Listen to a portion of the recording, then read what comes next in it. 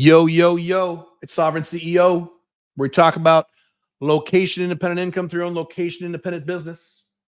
Getting the hell out of your stupid, horrible, soul crushing 9-to-5 job so you can be free. Moving to a less bad country, or at least setting up an international backup plan because you don't want to be reliant long term. You're collapsing, quasi authoritarian, quasi socialist. Everyone's pissed off. Homelessness, crime, civil unrest. Country long term, you want to be somewhere that is less bad. All countries suck, but some are much less sucky than others, and do all these things for very little money. I am Caleb Jones. Today we're going to talk about Dubai's new corporate tax that some of you are freaking out about, and we're also going to talk about what men or people, sorry, this is Sovereign CEO, so women are here too, what people under 35 need to do to prepare specifically financially for their 50s and beyond. That's one of the most common questions I've received, especially in my coaching programs. Hey, what can young people do to prepare for the long term, like long-term stuff? Cool. We'll talk about that. Awesome. Let's see. How we all doing here? We'll wait a few minutes here. I will take a drink of my massively filtered water.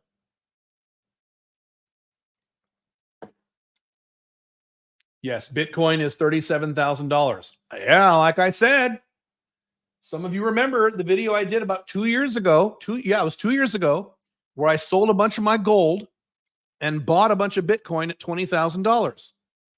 And some of you said, why would you do that? Well, look how much money I made. Bitcoin was at 20. I bought it at 20 or 21,000. It is now 37,000. Thank you. This will be the, third or fourth time I made a mountain of money with Bitcoin? Yeah.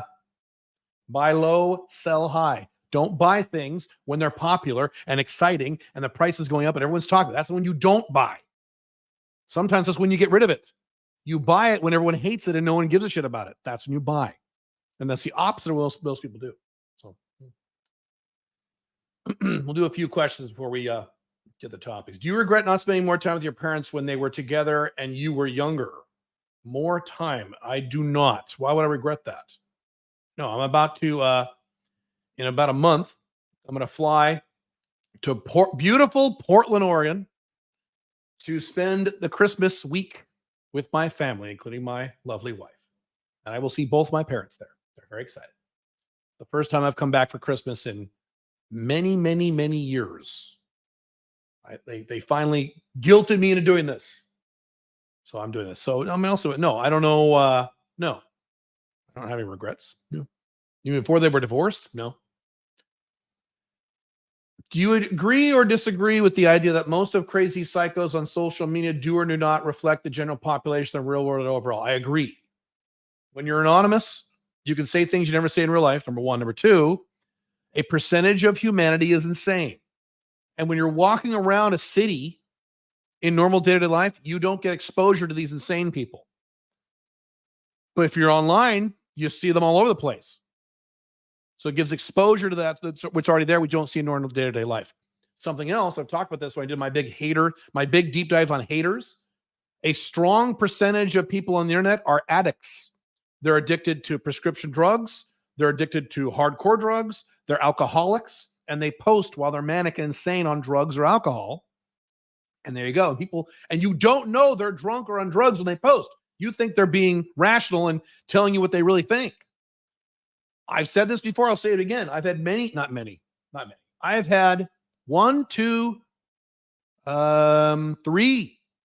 different people over the however many years I've been a public figure on the internet, 15 years now or whatever, apologize to me years later. They would bash me online, and they found me personally through like personal Facebook or LinkedIn or whatever. They sent me DM or an email, and they apologized.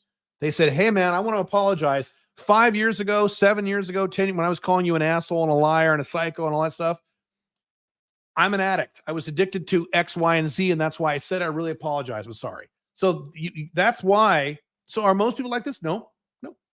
So yes, I agree with that completely. Do you consider South Africa to be yet another collapsing Western nation? Yes, South Africa is collapsing very quickly and is in very big trouble, unfortunately. Use South Africa as a good vacation spot. So a lot of people here in Dubai go to South Africa as a vacation spot. So use some, kind of like the way you use California. Go there and visit and see the stuff, then get the fuck out of there. Your question disappeared. The one about my parents, I answered that. I'm not removing any questions. I answered that question, D.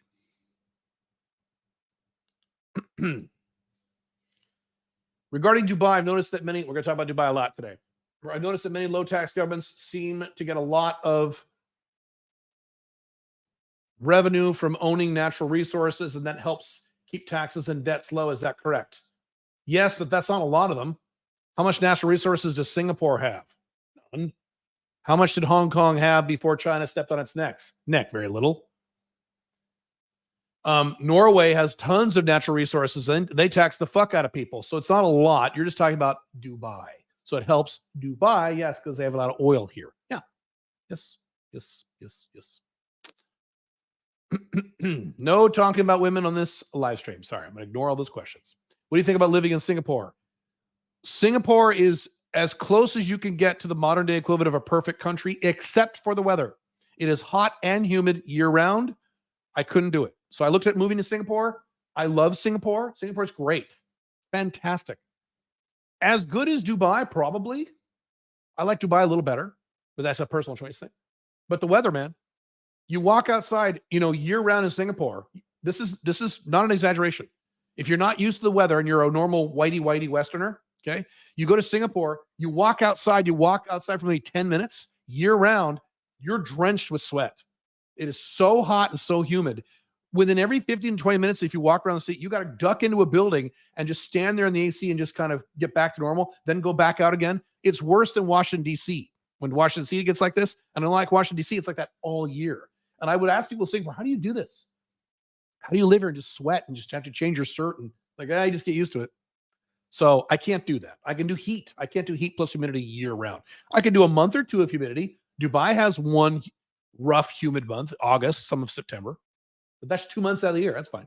So that's the problem with Singapore. If you don't mind that, Singapore's great. Less taxes in Dubai, though, than Singapore. Singapore is lower tax, but it's not zero tax.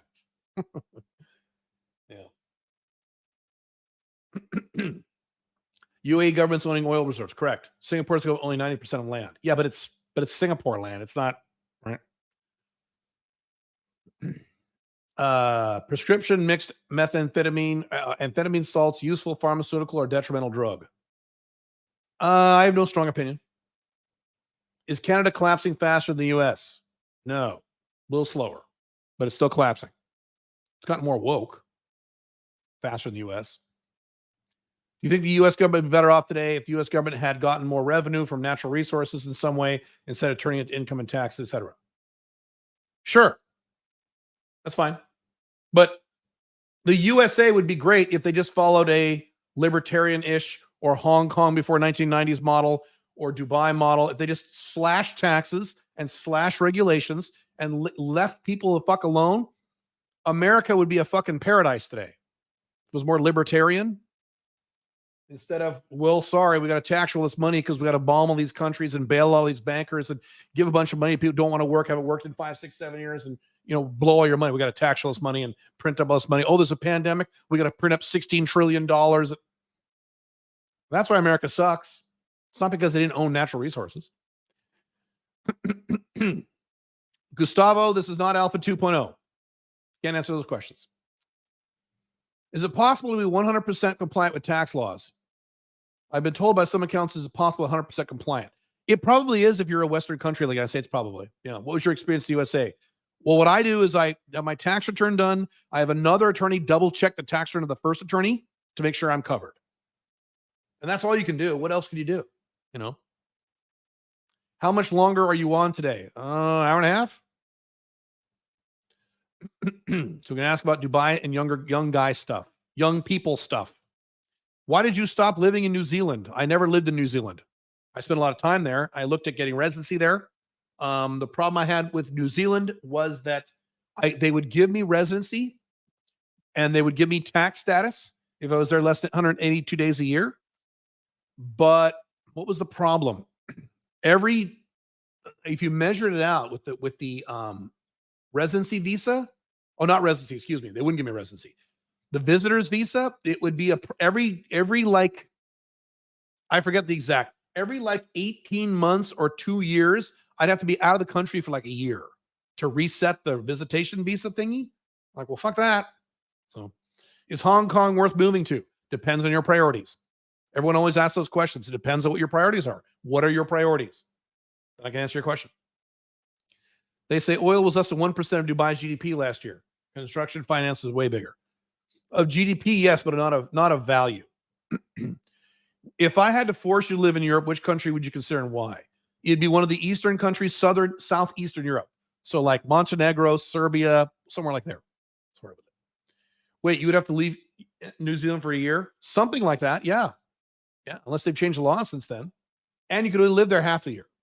Or else they tax you because they're Western. Right? I'm not going to answer that question. Sorry. But no dating questions. All right. Let's talk about Dubai first. So, as some of you are aware, about 2 years ago, they announced that Dubai is going to have a 9% corporate tax. And when they announced this 2 years ago, everyone said, oh my God, Caleb, now you're fucked. They're going to have a big tax in Dubai. They were freaked out. And I said, no, they're not having a tax. That's in 2 years. They said, oh, really? Yes. You don't read headlines and then freak out. When you read a scary headline, you have to read the entire article. Then you have to read the articles that it's sourced from. And then you get the full picture. There's too many people on the internet who read a scary headline, go, oh my God, because they read a headline. Do the research. Think. Now, so the corporate tax was initiated in July of this year. And to be honest, it's kind of a mess because Dubai has never had a corporate tax before.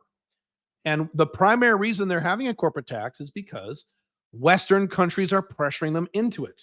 Western countries have said, hey, UAE, which is United Arab Emirates, which is the country where Dubai is located, you better have a tax or we're going to blacklist you economically, which means you're going to have a problem economically. So unfortunately, Dubai has been pressured. When I say Dubai, I'm talking about the United Arab Emirates, UAE. I use those terms interchangeably.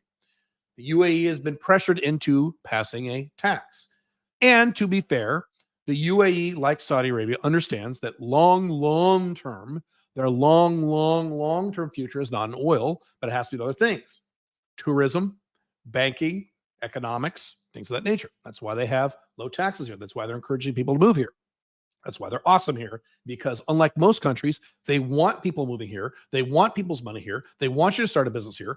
They want you to come. So they make this a very nice place to be. Is Dubai perfect? No. And let me start with the Dubai standard Caleb Dubai disclaimer. If you hate Dubai, I am not here to sell you on Dubai. Please don't live in Dubai. The majority of you watching this video should never move to Dubai. I think you should visit here. Everyone should visit. Check it out. It's awesome. The majority of you should not live here full time. It would not be compatible with your lifestyle. There's a decent percentage of you who should live here or spend X amount of time here and or start a corporation here. We have a year-round service where you can do that now. www.caleb.top/go if you want to check that out. Matter of fact, someone right here. Let's see. Let's see. So I'm not here to sell you on Dubai if this is not something that is for you. If you hate living in a city, don't live in Dubai. If you want somewhere really, really, really, really cheap, don't live in Dubai. If dating is a huge priority for you, don't live in Dubai. But if you're a guy like me, if you're interested in paying zero to virtually zero taxes legally, if you want to be in a vibrant, growing economy, one of the fastest growing economies in the world, if you want to be in a place that has literally zero crime statistically, zero taxes, zero crime, zero wokeism, great schools, happy people, Dubai is awesome. Great travel hub. Dubai might be for you. But if that's not something you like, don't worry about Dubai. Don't live in Dubai. You can also, especially if you're a European, you can incorporate, or American too, you can incorporate in Dubai, run your business assets through Dubai, and avoid a lot of taxes legally. So, back to the topic. Dubai's 9% tax. How does it work? Well, the good news is it doesn't even affect Americans. What? Yeah, it doesn't even affect Americans. Now, I didn't say Americans don't pay the tax. because sometimes you might. I said it doesn't affect you in terms of your net savings. Huh? I will explain. So first off, let me explain to you what it does apply to and what it doesn't apply to, because this is a little confusing. And to be honest, some of these details may change as they kind of figure this out. Again, Dubai is new to this. They've never had a tax here before. So still trying to figure this out. Number one, it only applies in certain conditions if your business makes more than $102,000 USD a year. It's 300,000 AED, so it's about 102,000 USD. So if you make less than that, the 9% tax does not apply at all. So if you make the 85,000 sovereign CEO minimum we talk about here, sovereign CEO, you pay no tax. Isn't that nice? And by the way, there's no other taxes in Dubai besides a VAT. There's a sales tax of 5%. Other than that, there's no tax here. There's no income tax. There's no payroll taxes. There's no property taxes. There's no capital gains taxes for you crypto guys. Awesome. Okay? So that's number one. So if you make that amount under that, it doesn't even affect it. Now, also, it is an income on net income, not gross income. So if your company makes $150,000 a year, and you pay yourself a salary of half that, $70,000 a year, $70,000 is an expense to the corporation. That means the profit of the corporation is what? $70,000. That's under $102,000. You pay no tax. This is not a personal income tax. This is a corporate income tax. So you pay yourself a salary out of your corporation. It doesn't hit your salary. It only hits the corporation. So the odds of you paying this tax is pretty fucking low unless you're making bazillions of dollars. Now, to be fair, it's not like you can make $5 million in your corporate. Let's say your corporation makes $5 million. You pay yourself a $5 million salary. You can't do that. There are rules about this, and I don't know what they are because I don't think any of you are making $5 million a year. So it's not really relevant, is it? You see my point? So this is not even a relevant thing for the vast majority of you. This is a thing that is going to hit big corporations making bazillions of dollars, not people like you and me in most cases. Next, this does not affect you at all if you're an American. So it doesn't affect me at all because I'm an American, even if I end up paying a tax based on my income and based on how I pay my salary. Well, how does that work? Let me explain how this works. It's a little complicated. I've done some charts and graphs on this in the past. So really quick, if you're an American, if you're not an American, this doesn't apply to you. But if you're an American, the model is this, or one of many models you could use. You have a Delaware C corporation in the United States. The Delaware C corporation owns a Dubai corporation based here in Dubai in a Dubai free zone, tax-free. The Dubai corporation then owns an LLC, not an S, a normal LLC back in the United States again. Welcome to being in the United States and going through all this bullshit because you're living in one of the least economically free countries in the world, the United States. So here's how this works. The income comes into the bottom LLC. All your expenses go out of the LLC. Then the income moves, whatever profit is left for you as profit moves up to the Dubai Corp. Then you pay yourself a salary about $10,000 a month, which is about the equivalent of the foreign earned income exclusion, which next year is going to be $126,000. Oh, awesome. So you pay yourself a salary up to $10,000 a month out of your Dubai Corp. The salary is tax-free. So you pay yourself $10,000 a month, tax-free, assuming you're spending most of the time outside the United States. This is assuming you've left the United States. You don't live full-time in the United States. You live in Dubai or some other countries, territorial tax country like Paraguay. So you can move to Paraguay or Mexico or any of these other countries and have your Dubai corporation still do this, as long as you're not in the U.S., okay? Then what happens is any profit after that you still have left over moves up into the Delaware C Corp. You pull it out of the Delaware C Corp. You'll pay a federal corporate income tax of 10.5%. The reason for that is, I know I'm throwing a lot of numbers at you. I'll get to my point in a second. Don't worry about these key numbers. Don't worry about the details if you don't want to. When you have a Delaware C Corp that owns a foreign entity, which is what your Dubai corporation is, it gets a 50% deduction on the corporate tax. Half of 21% is 10.5%. Now, what the Dubai income tax, the Dubai corporate tax could be, depending on how much money you make, is 9%. So you pay that income first, and then whatever you didn't pay, you'd pay that 10%. So mathematically, you don't pay the 9% twice. You're going to pay the 10.5 anyway. So you're going to pay either 9% or 10.5. Either way, you're saving money. So it doesn't really affect you. It's not any new taxes you're paying as an American. Now, if you're a European or Canadian or Australian and you make a shitload, your corporation makes a shitload of money, then yes, you might pay the 9%. And that might be a new tax for you. Maybe. However, even then, what are you paying in Germany? What kind of corporate tax you have in Germany? 45%. Okay. UK, Australia, 42%, 43%, 45%. I would swap that with 9% any fucking day of the week. And odds are you're not going to pay the 9% because of what I just said. Your salary doesn't count. It's a net tax, blah, blah, blah. Okay.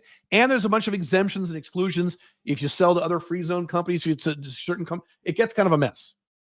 So it's really not a big deal, if that all makes sense. Bottom line is, if you're American, it doesn't affect you at all. It literally doesn't affect you at all.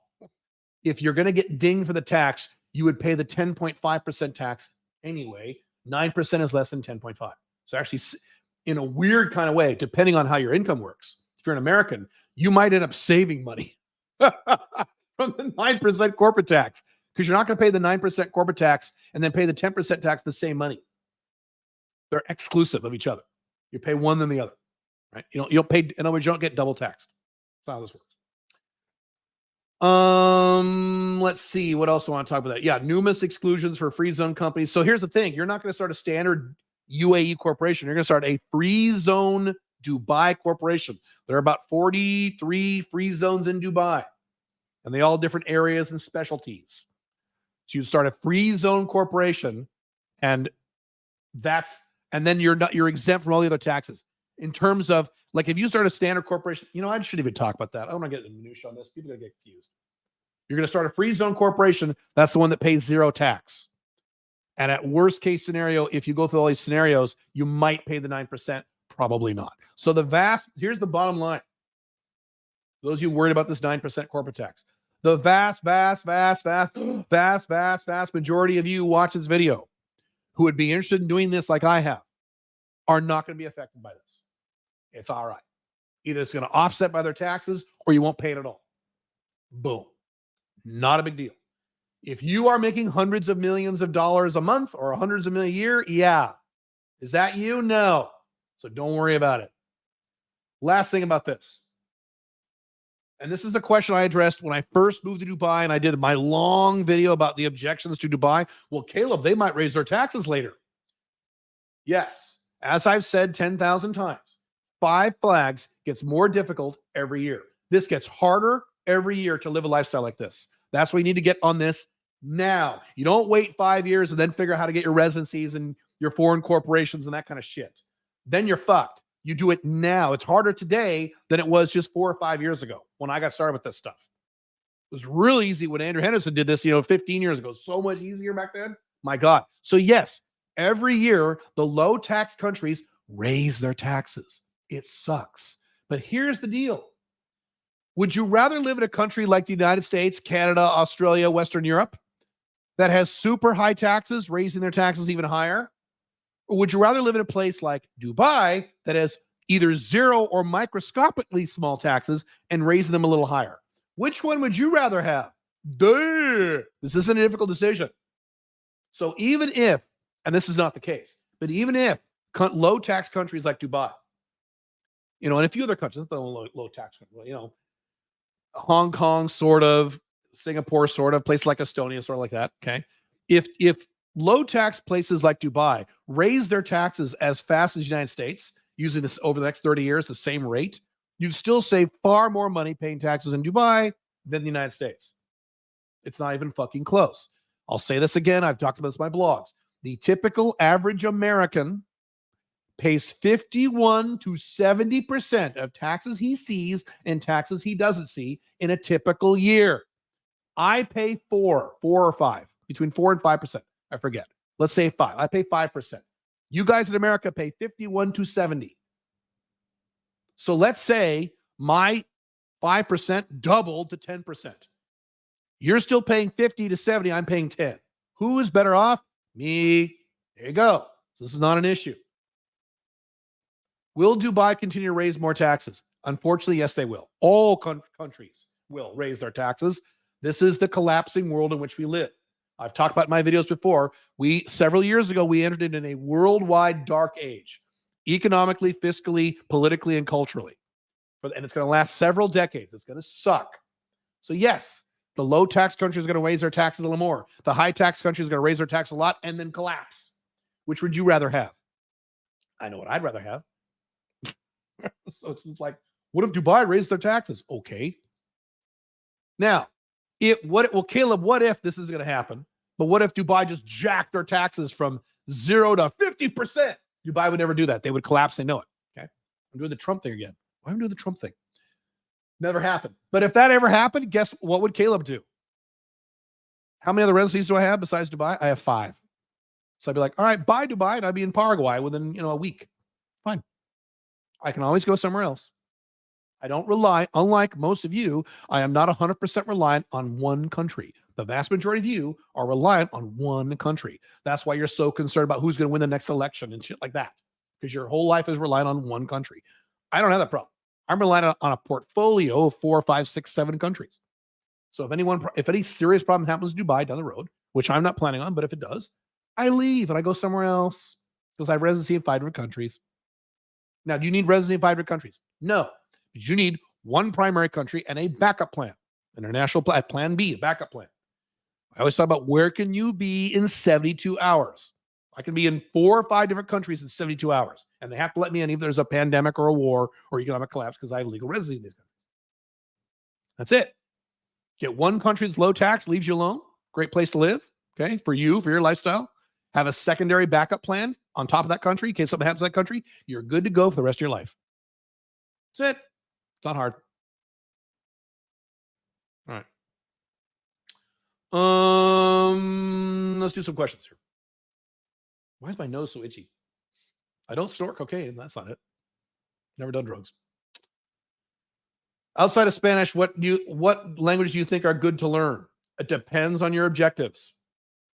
The best one to learn besides Spanish is Mandarin. Are you going to learn Mandarin? Probably not. But here's a cool thing. Here's a real statistic. If you know English, Spanish, and Mandarin, you've covered over 85% of the planet Earth. Isn't that cool? So it depends on your objective. Some people like Russia. Here, people like Arabic, obviously. Right? Spanish is probably the second best. That's the one I would learn. Someone's asking a question about men. This username 3, this is not Alpha 2.0. How much do you think the collapse of the USA will affect Mexico, specifically Guadalajara? I think you've asked that question before because that's a very familiar question. Will Guadalajara be a good, 20 years plus culturally and economically? Culturally, yes. Economically, I don't know because it depends on what happens in the United States. Mexico is getting stronger and stronger. However, they're reliant upon the U.S. So if the U.S. collapses, Mexico will suffer. Outside of that, Mexico's great. So the question is, 20 years, how will America do the next 20 years? Will America collapse in 20 years? It could. I don't know. It could. What Mexico needs to do is to get unreliant on the American economy, and that's going to be hard for them. But they're doing business all over the world. They've got nice oil reserves in Mexico. Mexico's great, other than that one problem. Unlike Canada. Canada's fucked, no matter what it does.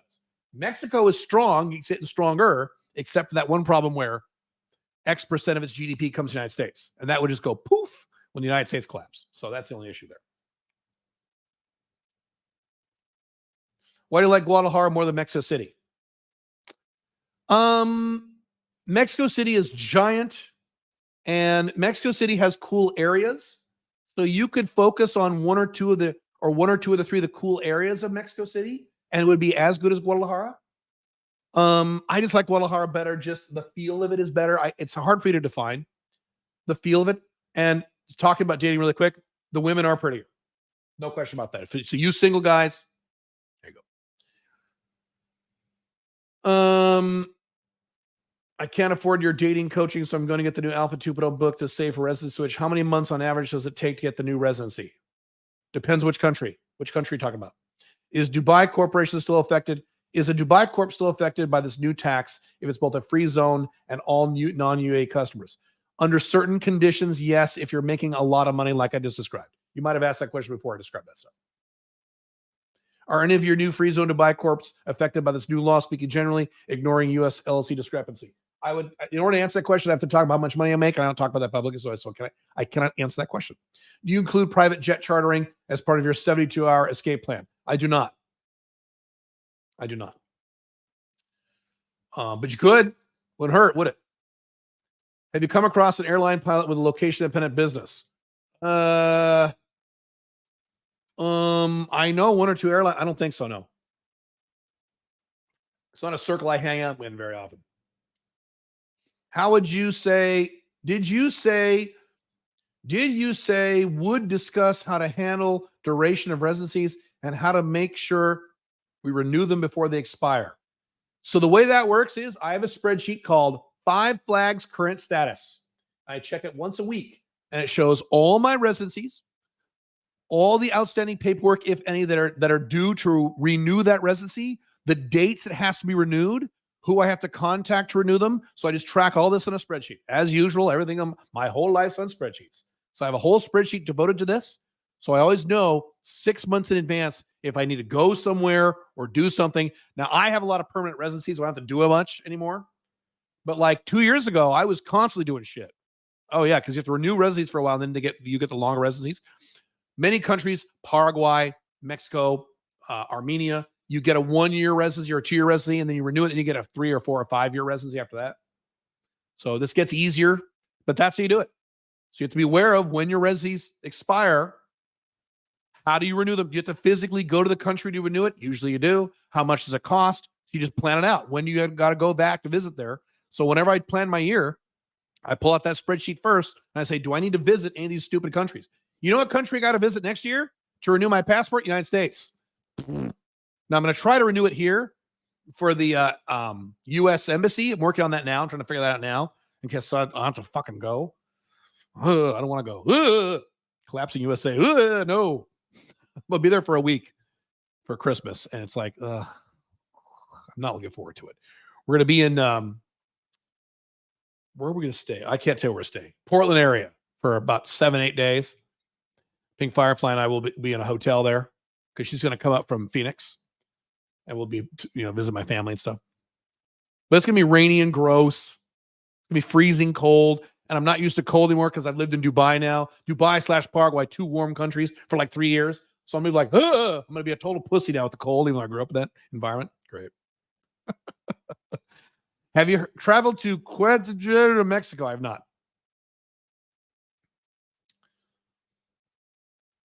I'm mainly running against the clock, so whichever country the fastest would be fine. Fastest residency is Dubai, but it's the most expensive gift to set up a corporation. Second fastest is Armenia. Citizenship in Mexico versus residency. Mexico's citizenship is awesome. Do it. I am strongly considering it. Once you get permanent residency in Mexico, which I have, you wait another 2 years and you have to live in Mexico. You have to be in Mexico for 6 months a year for 3 years in a row. Not bad. And it's a fucking awesome passport. Because Paraguay, you have to be in Paraguay 9 months a year for 3 years. That's hard. But I could do that in Mexico. So that would be a disruption in my life, but I'm strongly considering it. That's a kick-ass passport. So, yeah, I'd love it. I'm worried Paraguay residency will go away, but I'm focused on a business builder first. Well, it's not going to go away in 90 days. It won't go away. It'll just be harder to get. None of these residencies will go away. Well, some of them will. Some of them will go away. It'll just be harder to get. Longer you wait. But yeah, one thing at a time. That's good. I have brothers who are 11 and 13. Are they basically fucked in terms of 5 flags because it gets harder every year? Possibly. They can start when they're 18. As soon as you're 18, you can start on this stuff. Is Mexico much longer than Armenia? No. Mexico's pretty quick. Armenia's faster, though. The problem with Mexico is there's a lot of prep work, a lot of traveling and prep you have to do before you get the residency. So actually, if you add that in there, yes, it is. Because you have to find an embassy or a consulate in your own country. You got to go there. If there's not one, you got to travel there, wait a week, travel back, fart around, fuck around, then you go to Mexico. So if you add all that time in there, yeah, it is much faster, much slower, excuse me. Dubai, you'll have your residency. We have people right now getting their residency right here in Dubai, right now. He's going to get his card. Matter of fact, the first guy's going to get his card his residency card Monday. It's fast. And Armenia is almost as fast. It's within 25 days. It's in your hand. It's awesome. Yeah. Okay.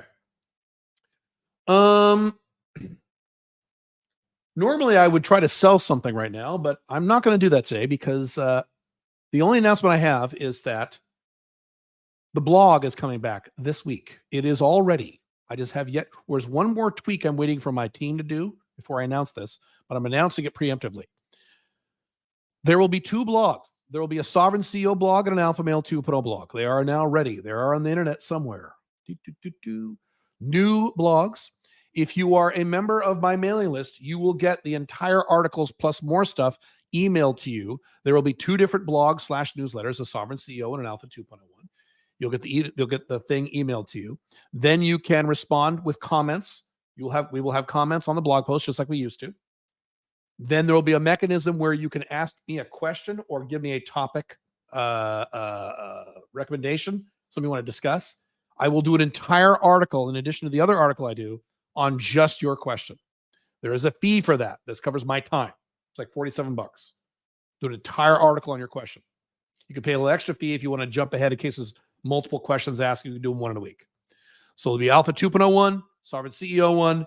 As soon as I hear from my team this one thing I'm waiting on is done, I will be announcing it on the mailing list, and I will do a quick upload here on YouTube.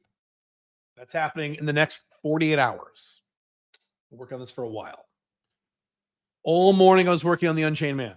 All morning. I'm very excited about that too, but I can't talk about that. Yeah. All right. So that's the only announcement I have for this week. I think. It's weird not having an announcement. I think that's it. Yeah, that's this week. So that'd be cool. All right, next topic. Well, let's do one more question here, 1 or 2. Would you recommend that we move to another country as soon as we've got our business started and quit our regular job? Yes. Would the next project be to restructure our business for the new country for taxes? Yes. Thoughts on Argentina's Milei? Will the country make a comeback? Long-term, no. I've said this 10,000 times, and I've always been right. Argentina, for the rest of its life, will go up and do great, then do horrible, then do great, then do horrible, then do great, then do horrible. It may possibly, maybe do great with this new president. As soon as he's out of office, it'll be horrible again. So does it matter? No. Argentina and Brazil are the 2 crazy uncles of the world. They're psychotic. They're like the Joker. And sometimes they do awesome, and then they fuck it all up and destroy themselves. And then they do great, and then they fuck it all up. That's not going to change because of one president. I know it's exciting for some of you to have a libertarian-ish president. I understand that. It's not going to change anything long-term. Same thing with what was the Denmark? Was it Denmark who just got the right-wing president? Caleb, what about the new right-winger in Denmark? He's a European version of right-winger. So he's a cultural right-winger. Economically, he's in for the welfare state and all of this shit. So is that going to change? Is that going to turn Denmark around? No. Europe's still fucked. So these little changes don't. El Salvador, now El Salvador, I don't know. El Salvador could have turned around. The problem is, when he leaves office, what's going to happen? That's the question you have to ask yourself. We learned this from Georgia. What happened in Georgia? The country Georgia, not the state of Georgia, you Americans. What happened in Georgia? They got this libertarian, kick-ass president who made all these reforms and fucking turned Georgia around. It became the star of Europe, right? It was awesome. The split second that guy left office, the socialists came right back in and they canceled all those reforms, ejected the taxes, and now it's just yet another dumb country again. So the issue is not what happens with this new president. The issue is what happens when he leaves. Trump supporters, what happens when he leaves? Now, what you could do is move to a place that doesn't have presidents, like Dubai, where it's good long term because you don't have these new presidents every 4 fucking years. Democracy sucks. Talk to this by blogs. So you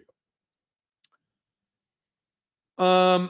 Is there an ETA on UMSFS successor? Just asking for a friend. No, there is no ETA in this. Yeah, Mikhail Shasta. Yeah, right. All right. All right. Next topic.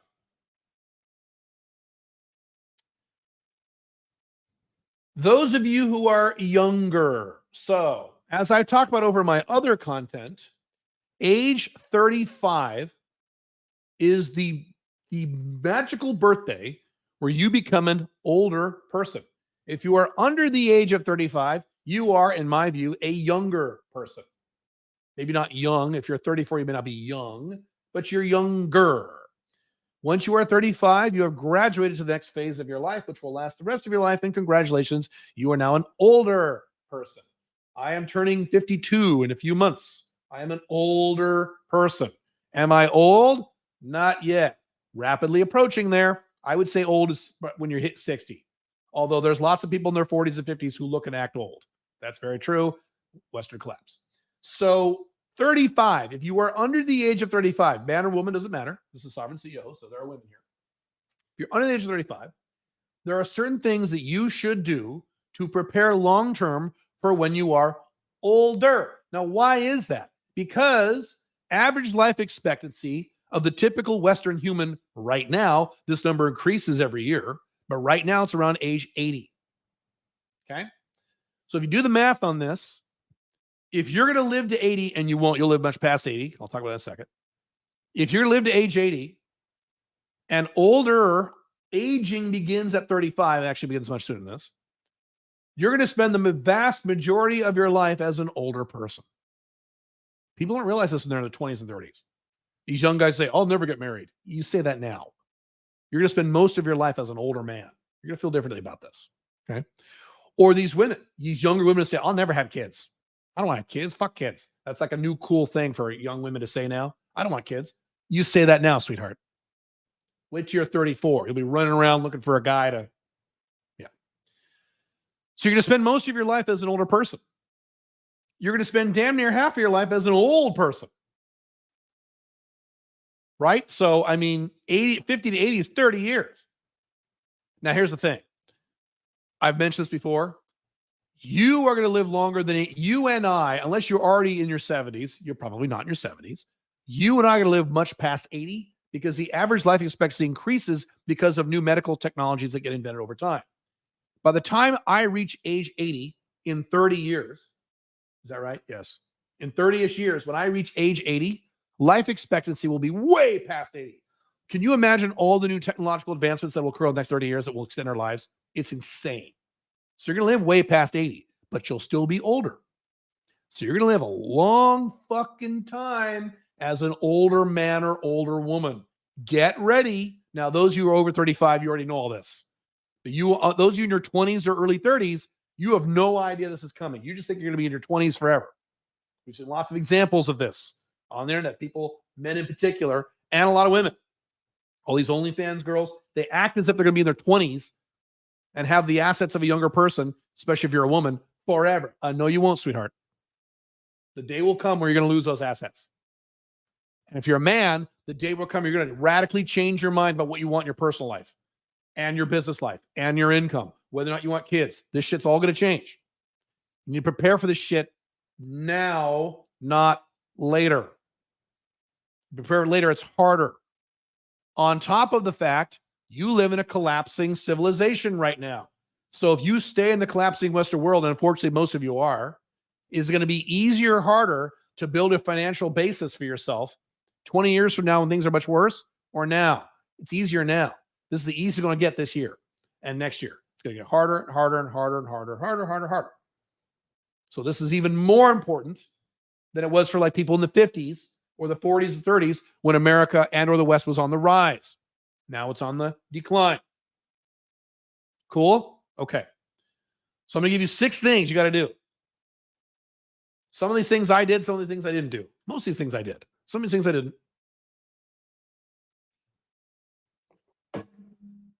Here they are in no particular order. Number 1, top of the list.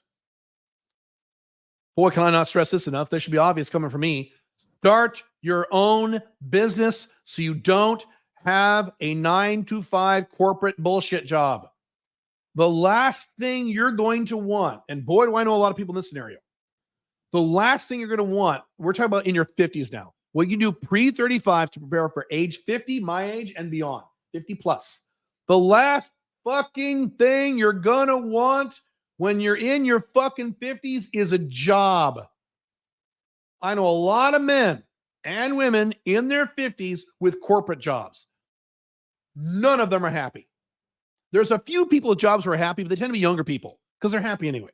They go get drunk all weekend and they don't care. I work in the corporate world a lot, less so now than I have historically, but I do. These guys and gals in their 50s plus, and they have a fucking job. They got to get up early and drive to work and work in an office for some asshole boss and get their 2% raise. Fine if you're 24. Wait till you're 55. Talk about wanting to fucking kill yourself. You don't want that. You want to be well established as a self-employed, location-independent entrepreneur well before the age of 50. Well before the age of 50. I went full-time as a self-employed entrepreneur when I was 24. If I can do it as a dumbass 24-year-old, and let's go through my stuff again really quick. I had no high school diploma. I had no college degree. I was a fucking moron. I had very little people skills. I didn't know what the fuck I was doing. And I went full-time with my first full-time business when I was 24 years old. I quit my last job, which was Nike, worked for Nike corporate headquarters in Beaverton, Oregon. And I quit that job in October of 1996. I was making a 6-figure income within 2.5 years. 3.5 years? I forget now. Doing a lot of shit wrong. So if I can do it in 24 as a moron, you can do it now. But most of you are older than 24. Well, Caleb, that's you. You're seeing me now. Here's the thing about this. This is what people don't understand. Well, Caleb, I mean, you're Caleb. Of course you did it. Fuckhead. You're seeing me now after I've accomplished all these things. What you're seeing now is the result of like 25 years of success. I'm an old man. I know I don't look old. I do anti-aging. I'm a very old man. I've been working my ass off for decades. So you're looking at me, you're looking at the after picture, unfortunately. You're looking at, in terms of, my success in finance, all that shit. You're looking at the after photo. You think I was like this when I was 24? You think I had this confidence when I was 24? You think I had these skill sets when I was 24? You think I know all this business shit and Five Flag shit and lifestyle shit when I was 24? I didn't know shit when I was 24. I was a dumb fuck. I knew computers, kind of. That was it. I was a computer consultant. That's it. So don't think for a minute, well, you did it. I was a dumb fuck when I was 24. I was dumber than most of you. I've talked about this. I've talked about how you lissigs in my audience. Many of you are smarter than I am and or I was. So you can get this done now. Hint, 90-day business builder. You can still sign up for the 90-day business builder right now. You just don't get the Black Friday bonuses. Those are expired. Sorry. Because we don't start until like December 9th, I think. So you can sign up this week. If you don't want to sign up this week, fine. Sign up whenever we offer it again. We show you how to do it. If you can't afford that, fine. Get the Alpha 2.0 business course. You can't afford that, get as much resources as you can on the internet and do it yourself. But get to work and start your own fucking business so you can quit your 9-to-5 job. You cannot be happy long-term if you have a job. Long-term. Yes, you can be happy for a few months when you're 27. You get your new job. It's all exciting. Fine. I'm not talking about this. I'm talking about when you're 50 plus. Get to fucking work.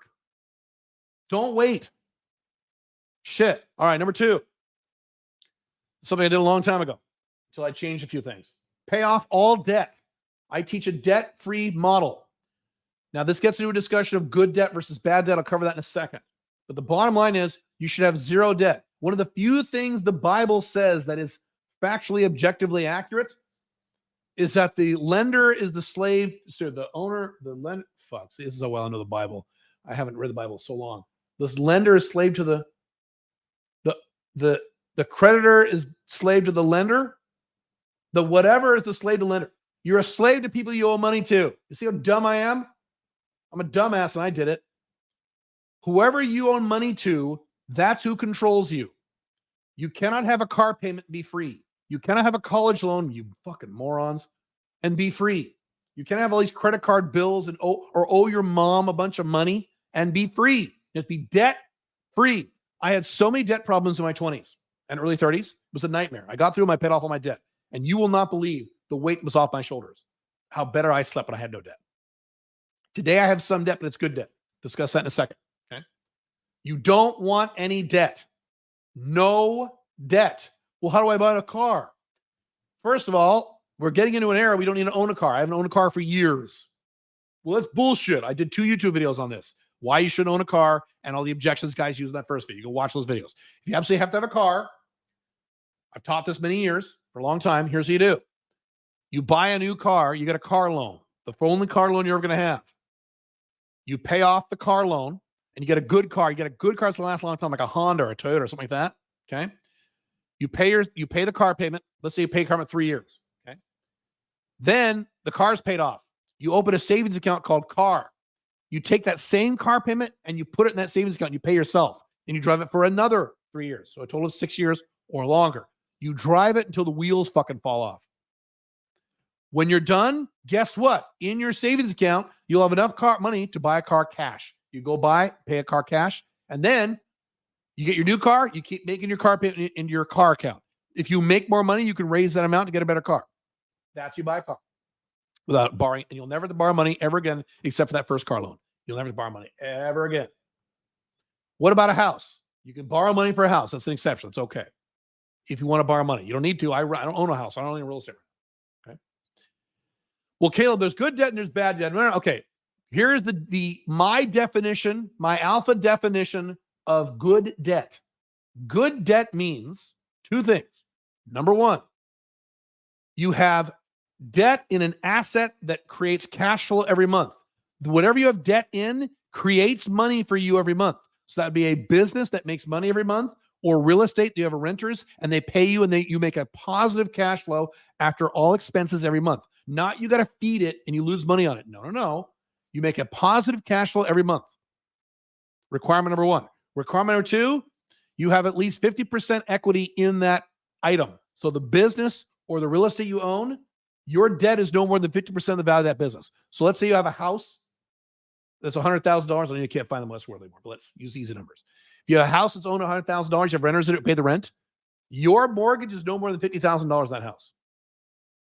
Now, why is that? Because we have things called recessions and real estate collapses. But when those happen, it's unlikely to lose more than 34 or 35% on the value of the house. So if you never owe more than 50% equity, you'll be okay.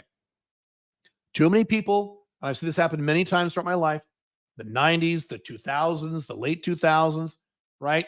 They have a house or real estate or a business. They have a mortgage on it, and it's like 90% of the value of the house. There's a real estate collapse or crash or recession, and now their house is worth 70% less. Now they owe more than the house is worth. Morons, don't do that. So those are 2 requirements. Those 2 requirements, if it meets those 2 requirements, then fine, you can borrow money. I started borrowing money a few years ago in my business, but that's my business that makes a lot of money. So it's valid for me. Other than that, no debt. I don't have any personal debt. And I haven't for 20 years, and I won't. Cool? Cool. All right. Next thing. I could do a whole video on this. I won't. I'm just going to summarize this. I wrote a big article about this. This is my opinion. This is Caleb's opinion. This is not Sovereign CEO Alpha 2.0. This is Caleb's opinion. In my personal opinion, every person who lives in the Western world should have a net worth of at least 1 million USD by the time he or she turns 50. That is my opinion. By the way, I had that opinion back when I was in my early 20s and had no money. People say, well, you say that now. No. I had that opinion in my mid-20s when I had no money. Here's why. I could do a whole thing on this. I won't.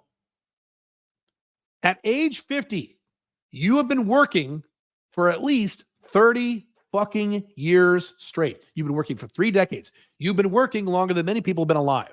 So I'm 51. I have been working longer than many of you have actually been alive. If you've been working 30 fucking years, you better have something to show for it, buddy. You better have at least $1 million, in my view, my opinion, USD of value somewhere. Investments, houses, businesses, I don't care. Your net worth, net, should be at least $1 million. You should be at least a millionaire by the time you hit 50. No excuses. Otherwise, and most people who are 50 don't have anywhere near this. Most Westerners who are 50 have no money. My question is, what the fuck have you been doing for 30 years? Where's your money been going for 30 fucking years? If you're 25 and you've been working 5 years and you have no money, I get that. Sure, I understand that. You're 50? You've been working 30 fucking years. You have no money except for $300 in your checking account, waiting for your next paycheck. What the fuck have you been doing? Well, Caleb, I got divorced. I got divorced too. It's like, almost 20 years ago now, but I got divorced. I did spend some money. Guess what? I got back to work and I paid it all off. And I saved money and invested and was wise about owning a business, owning assets. So let's get to work now so you can be worth at least $1 million by the time you're 50. I'm serious. I run into people all the time in their 50s. They have no money. Like, what? No money? You've been working 30 years and you have no money? What the fuck? Okay. Western world. If you live in Bangladesh, that's different. If you live in India, that's different. I'm not talking about that. Western world. Cool? Cool. All right. I mean, there's no excuses. Well, I got divorced. And guys go, I got divorced. I got divorced. I had to pay child support, alimony. Fucking hell, dude. Number 4. This goes for both men and women. This is going to sound like I'm giving advice for men. This is for men and women both. Number 4. Do your best, and I know some of you aren't going to like this, especially you right-wing fuckers. Do your best when you are young to avoid marriage and avoid children, if you can, for as long as you can. The most free and happy men that I know at my age range, okay, are men who never had kids and aren't married. Sorry. It's the reality of the modern era. I'm sorry, it's true. Now, these men can always go get married again. And you women too. You can get married when you're 40. It's fine. My wife did. My wife got married when she was in her late 30s. 40? How old was she when she got married? I forget. It's fine. Avoid this if you can for as long as you can. That's it. You'll be financially stronger if you don't have kids and or never get married. If you absolutely have to get married, go to my other channel for the correct way to do that. There's a correct way to do this in the modern era. It's very unconventional, but it's the only valid way. Otherwise, don't get married. You can have a girlfriend, okay? I'm not going to talk about this stuff here in this channel. You want my parameters, all those things, go to the other channel. Talk about that in great detail. I'm just saying you will be financially better off if you've never been married and don't have kids. Well, Caleb, you have kids. Yes, I have kids. I had them when I was in my 20s because I was stupid in my 20s. Like I said, remember I was stupid in my 20s? Yeah. I'm not saying never have kids. I'm talking about when you're young, under 35. Ideally, you should not be married or ever have kids when you're under 35. Sorry. But Caleb, I don't want to wait to have kids and, I don't want to be old when he's I talk about that in my books. Go read my books. I address those stupid excuses in great detail using objective facts and reality. You're just being emotional about this. And I know this is going to blow your mind. I talk about this a lot in my other channel. You can have kids in your 40s. It's fine. Matter of fact, that's the best time to have kids. In your 40s, you got plenty of money. You're mature. You know what you're doing. Then have kids if you still want them. If you still want them, you may not. If you want kids, figure this out. So by age 35, you should know if you want kids, when you want kids, and how many kids. Now, I'm going to address you men because you women don't have this problem, but you men do. The problem with men is you say, do you ever want kids? I've coached many men about this. Do you ever want kids? They go, I don't know. Okay. If you're 22, you don't know, that's fine. If you're in your mid 30s and you still don't fucking know if you want kids, this is a problem. The reason it's a problem is because you're going to get married to someone and she's going to say, I want kids, because that's what women want when they don't have kids in their 30s, with rare exceptions. Yes, there are rare exceptions. The vast majority of women are going to want them. And because you don't know, you're going to say, oh, okay. And you're going to have all these kids that you didn't want. And you're not going to be happy.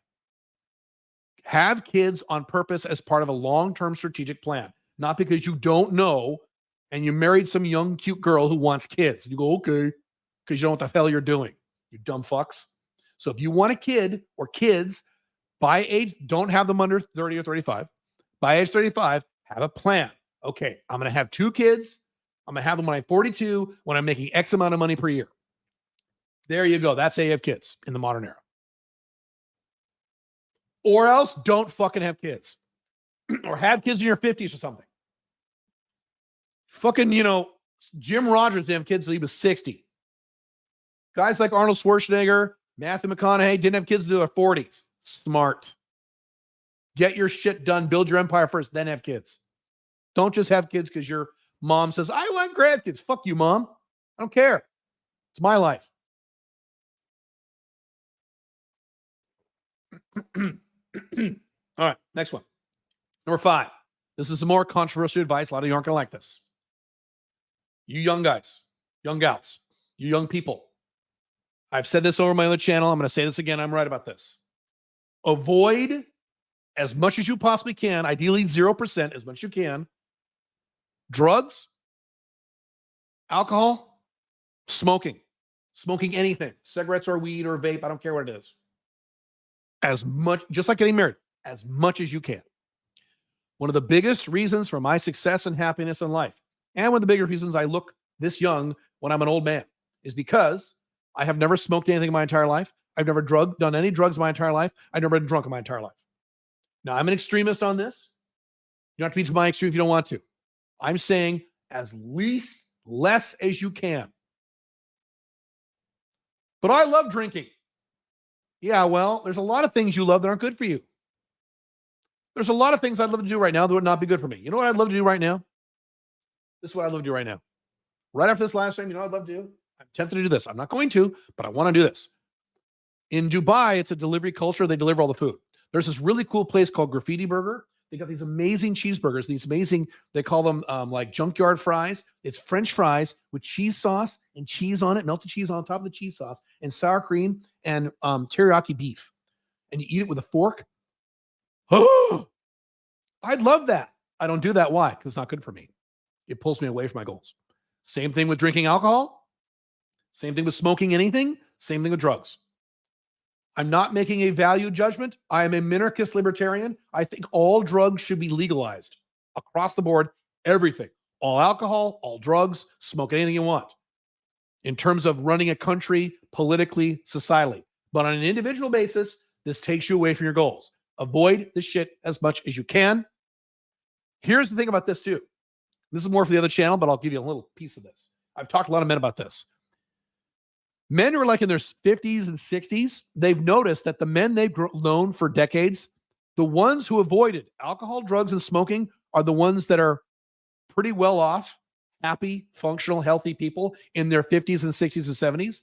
The ones who love to drink and or love to smoke and or love to do drugs are the ones that have all kinds of fucking problems in their 50s and 60s and even in their 40s. There are other things you can do for fun besides drinking, smoking, and doing drugs.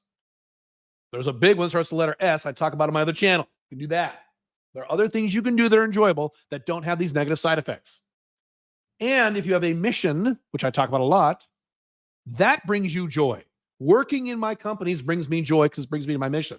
One reason I don't have to drink or smoke or do drugs.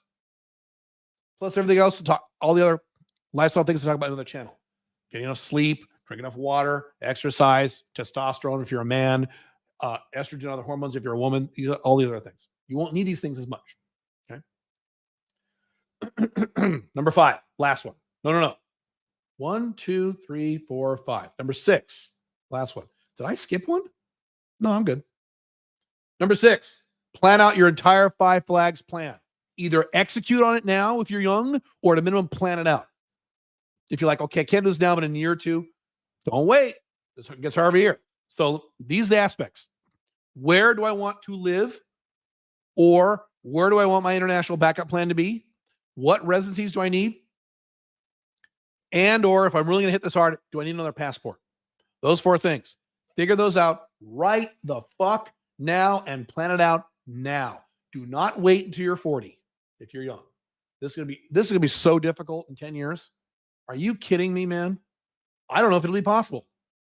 I've said this is not quite a prediction. This is like 50% of prediction. This is more my guess, but I think I'm going to be right about this.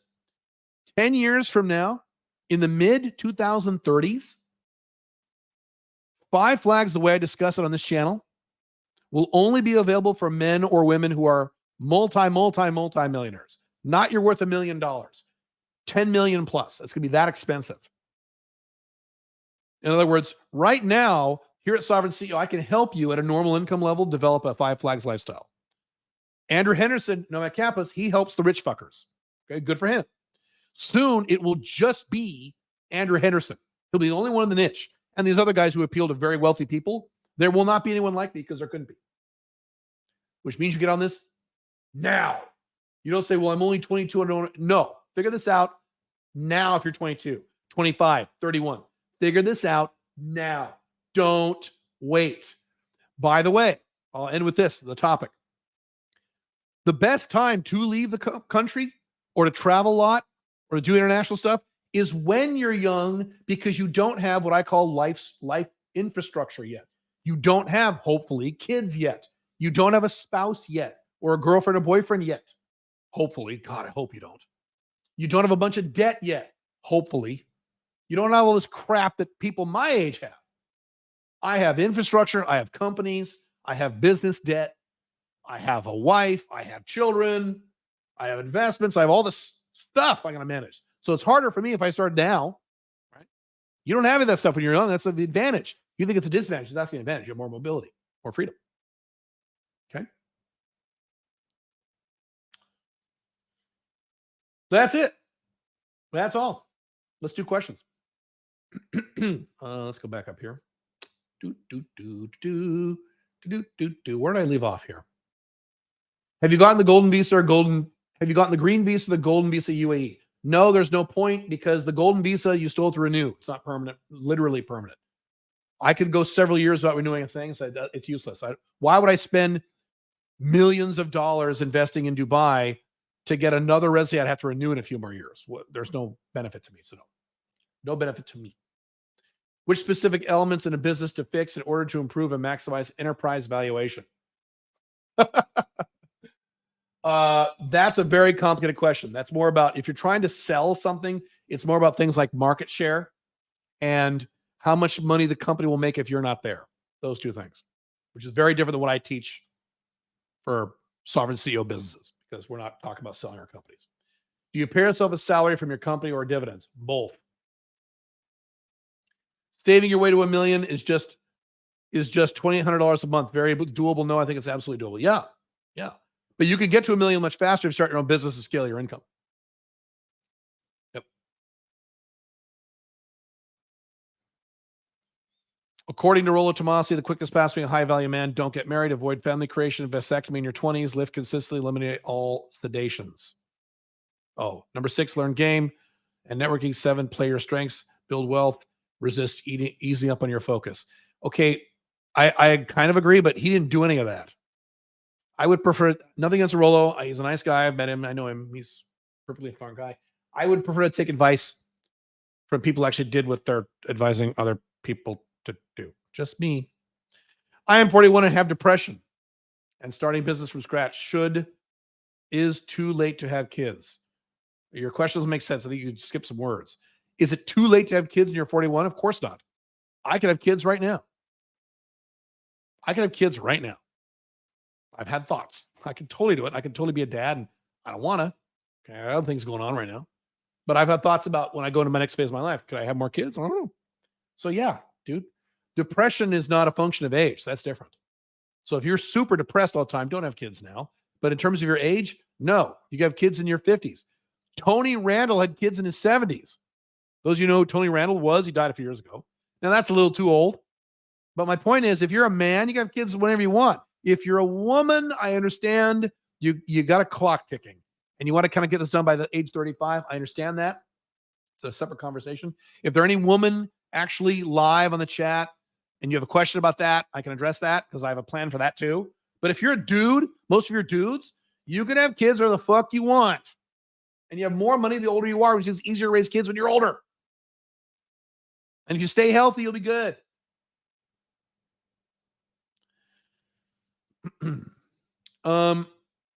Caleb, speak to your health and fitness coaches about going full carnivore for at least 60 days. My issue with weight is not tactical. It is psychological. If I went full carnivore, I'd go crazy within 3 days and I would go eat some pizza. My issue is not physiological. It's all here, which I've worked on much better, but that's not my issue, as I've talked about maybe 500 times. Hey, Kill, the new Argentine president is going to remove 85% of the government. No, he's not. I just covered that. Rewatch the replay. I talked about him already. He is not going to remove 85% of the government. You're living in a fantasy land. What's the best country to move to when you're young and do business 2.0? What is your priority? Again, all you guys who say, what's the best country to move to? What is your priority? To do business? I don't understand what's your biggest 1 or 2 priorities, and I can tell you what countries to move to. Everybody wants to do a business. So that can't, How can a person fix and optimize a business by putting a professional growth optimization engine and feedback loop in place and scale a business? Way too big of an answer to answer in a quick thing like this. I know every country is different, but what is the minimum income you can have to qualify for 5 flags in general? It depends. Again, man, it depends your goals. You could make $40,000 a year and move to Paraguay or parts of Thailand or Southeast Asia, and it would be a valid move for you because you could save all this money on living expenses. So a lot of you, there are guys who do this, low-income guys who move to low-income, crappy, you can move to the Philippines and live like a little king on $40,000 a year. So if that's your objective, you can do it now. So there is no minimum. Full on 5 flags. So to internationalize your life, there's no minimum. If you want to do full on 5 flags, like I talk about with the country A, country B, country C, you have residency in one place, passport in another place, you live in another place, your country in another place. That stuff, that is the minimum income for that is probably around 180,000, 180. But that's full on 5 flags, which the majority of you are never going to do. That's what I'm doing. So there you go. Are strategic investing legends like Jim Rogers and Doug Casey a thing of the past, or is it possible to emulate their ROIs from the money we get from our A2 business, or is it a thing of the past? Of course not a thing of the past. Those are both speculators. So you could be a speculator. Yeah. Doug Casey especially, he's not a thing. Jim Rogers is a little different. But he's a speculator too. He's not a speculator like so the answer is no. No, they're speculators. And they're not business people. They're investors, just to be clear. Jim Rogers and Doug Casey are not, well, you said it, investing legends. They're investors. So yes, you can make a lot of money investing. Cryptocurrency, precious metals, commodities, those 3 things. Cryptocurrency, precious metals, commodities, land, farmland, and in some sectors, real estate, if you're careful. Those 5. Not the stock market. You're an idiot if you do that. No. Not bonds. No. Nope. Okay. Those are okay if you're doing a permanent portfolio. That's fine. That's part of a diversification thing. But in terms of earning a lot of money in your investments, those 5, which means you got to learn them and understand them, which is what they did. But they spent hours and hours a week doing this. Start your business first. Worry about investing second. Pay off your debt, things like that. We have a lot of people live on here. My goodness. Whoa. Let's see. Is there anything else we want to talk about? Let's see here. I don't think so. What does this say? Here's my notes. Okay, yeah. No, that's it. I have 3 flags. USA, EU. EU is not a flag. European Union is not a flag. That is a region. That's not a flag. Sorry. Nigeria. Okay, cool. So you have 2 flags. I would like a South American one, possible Brazil. I'm mixed race myself, but not sure in Asia for an AI industry. Any thoughts on the freest country in Asia? Well, the freest country in Asia, the least unfree countries are Singapore and, yes, still Hong Kong. Those are the least unfree countries. That's the answer. If you're looking for purely economic freedom, you're looking at Hong Kong, even though Hong Kong's much worse than it used to be, but it's still, in terms of freedom, it's in the highest range in Southeast Asia. Now, the other aspect of this is you can go more second world, third world. So like where the government, it's such a second world, third world country, the government leaves you alone because they don't have the resources. That'd be like a place like Colombia. Excuse me, not Colombia. Cambodia, which I'm looking at investing. So Cambodia, but you're going to rough it a lot more. So yeah, there you go. Do I own Ethereum? Yes. What are your thoughts on Mongolia and the Stan countries? They seem like good countries that are low-key and good for a calm lifestyle, but also no passport pros. Yeah. Mongolia, don't have strong opinions about that. Some of the Stan countries I'm very interested in. I will be visiting Kazakhstan, greatest country in the world. All other countries are run by little girls. Kazakhstan and Uzbekistan. I will be visiting them shortly. So yes, those are some growth countries. They're Not growth like Southeast Asia, not growth like South America, different type of growth. But yeah, some of them. And there's some of them that are, like Turkmenistan, no. So it depends. So yeah, I'm big on them. Yeah. No passport. Who cares? Those passport bros. Why do you care about that? Who cares? It's fine. Is Hong Kong good for living in general? Most people would say, most Westerners would say no. I would say yes, but I love Hong Kong. So it's a little hot and humid during the summer. Not as bad as Dubai. The air quality is decent because you got a lot of, for a big city, it's decent because you have all those trees. So I think Hong Kong's fucking great. Yes. Since 2009, Hong Kong has gotten worse. And it's going to get a little worse every year now, but it's going to take a long time for them to do poorly. But Hong Kong's great. I'm going back next year for the first time in years since the pandemic because I don't have one of those things you put in your arm. I don't have one of those. I never got one of those because those are useless. So, I'm not old. I'm not super old and super overweight and have 3 comorbidities. So I never got one of those things. But now you can go without one of those things. I'm going. Love Hong Kong. Almost moved to Hong Kong. Almost did it. All right. I'll do a few more questions and let's wrap this up. How do you deal with the air quality in Mexico? The same way I deal with it in Dubai. Watch my video on the air purifiers I have. And if you're going to spend most of the year or a lot of the year in Mexico, go there. The air quality is better in Mexico than it is in Dubai. Dubai's kind of shitty. Right now it's pretty good, but when the hot months is pretty bad. So the same reason, you get one really good air purifier. You're good to go. I'm in 3 passports. France. Oh, you have 3 passports. Are you the same guy? So you have an American passport, a Nigerian passport, and a France passport? Is that what you got? That was the EU one. But as you know, French citizens can live anywhere in the EU. I understand. Got it. Okay, that's pretty cool. 3, you got more passports than I do. That's awesome, dude. It's great. You've got some horrible passports that want to tax your ass. So here's what I would do. Dump your American passport. Dump that immediately. That's what I would do if I woke up with your scenario. I got the jab. Do you think I'm doomed? No. And if you think you're doomed, you're insane. No. Look at the data, please. I did a whole post-mortem on COVID on how the left went insane because they want to shut everything down, but the right went insane saying, oh my God, the vaccine will kill me or give me ED. Wrong. You're fine. Thoughts on Iceland? It's in Europe, and I don't like Europe long term. That's my thought. Great place, most beautiful place, one of the most beautiful places in the world. Oh my God, Iceland's so pretty. Great. So it's a great place to visit. Wouldn't want to live there. Your opinion and thoughts on passport bros. Any advice to do it properly if you are a pro passport bro? I don't see what the difference, maybe you guys in the chat can explain this to me. What is the difference between what I teach in all my content and what the passport bros teach?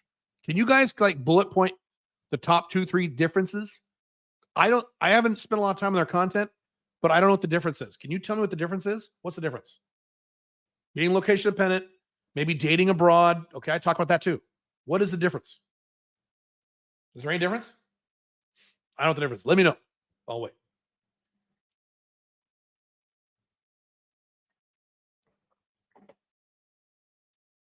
Because there are a lot of people who teach stuff like this. I'm an OG passport bro. Right. I don't know what the difference is. Give me a difference. Passport bros, I guess, don't mess with Western women at all. Okay. That's a pretty minor difference.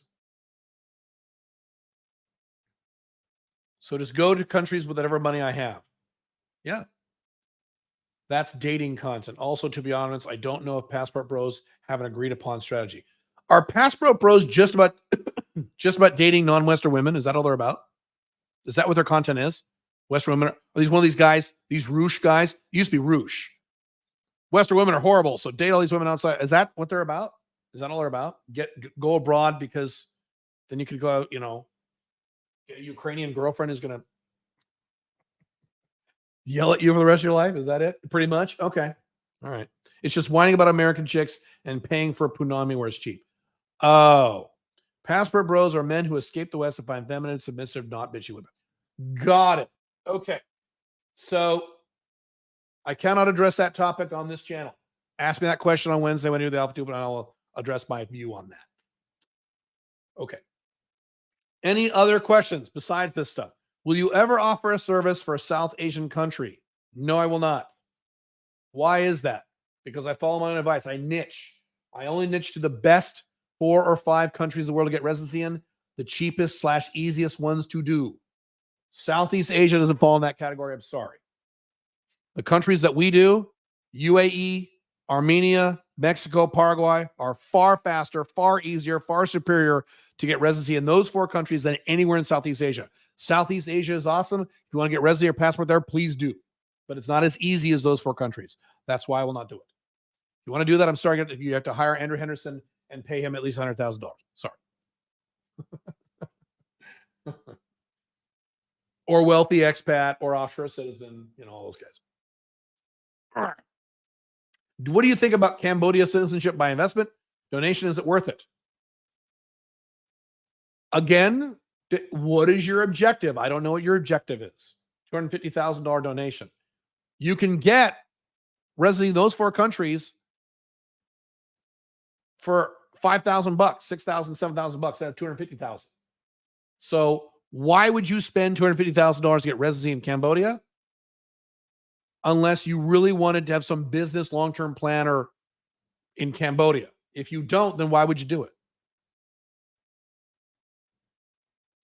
You see the point? What is your objective? Otherwise, it makes no sense. Let's see.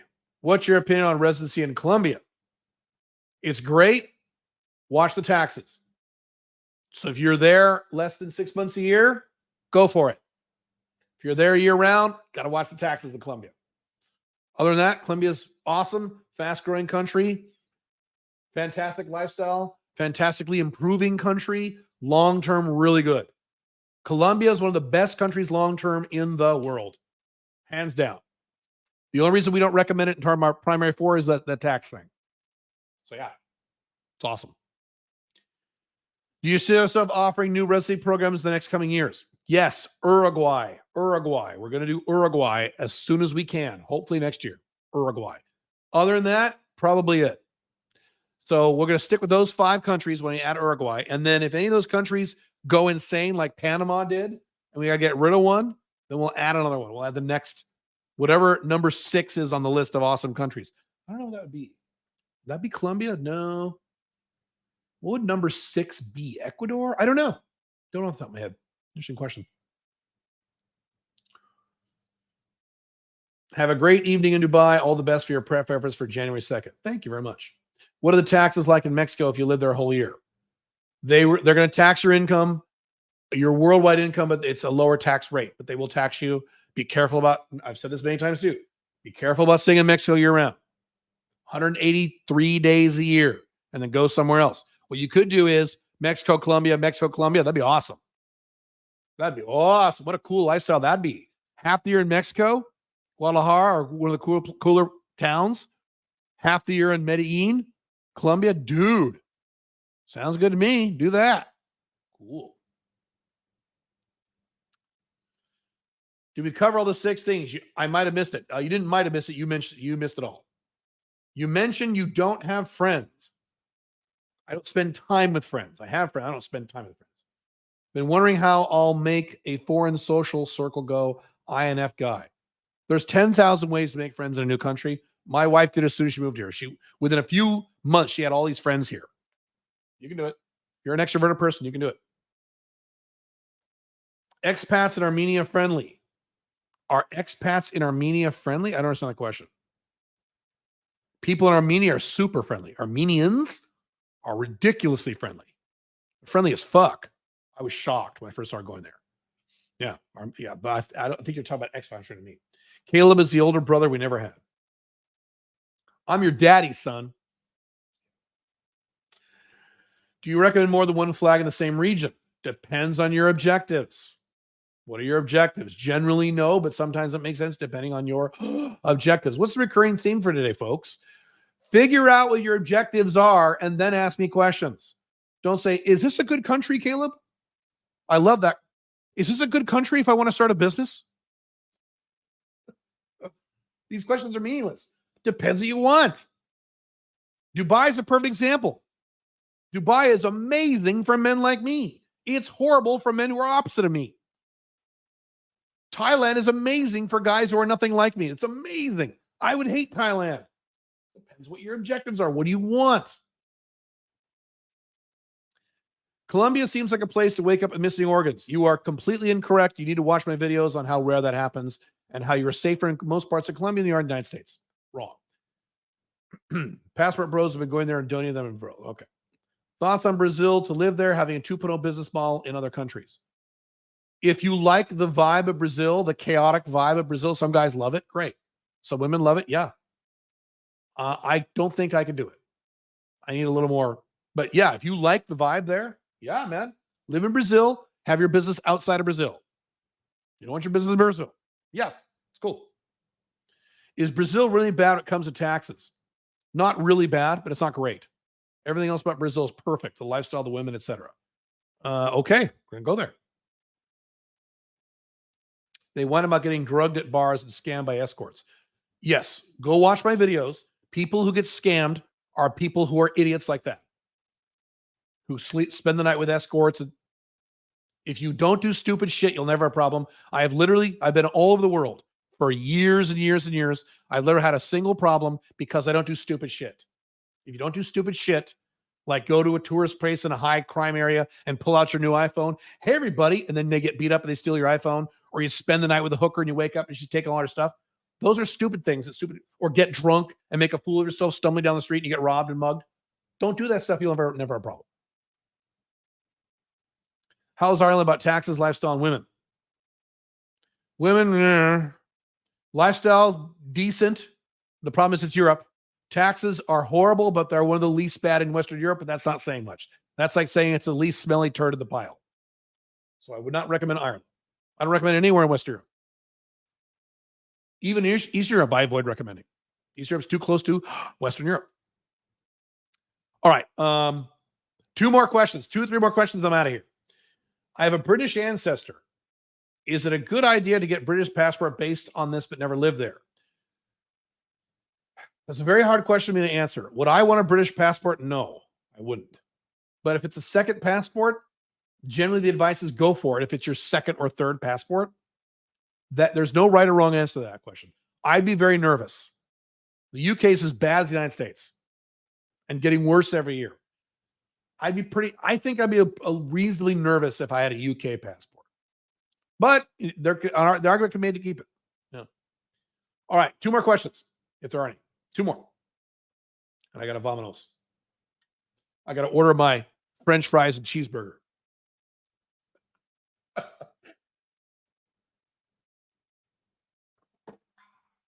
I shouldn't even talk about this stuff. See, now I'm like, oh, that sounds really good. Oof. Are you avoiding Japan because of nukes? No, I don't understand the question. I'm not avoiding Japan. I love Japan. It's just not one of my key areas. Nukes, what are you talking about nukes? I understand. I do say don't live in Taiwan. Too many nukes pointing at your head. I say that, not Japan.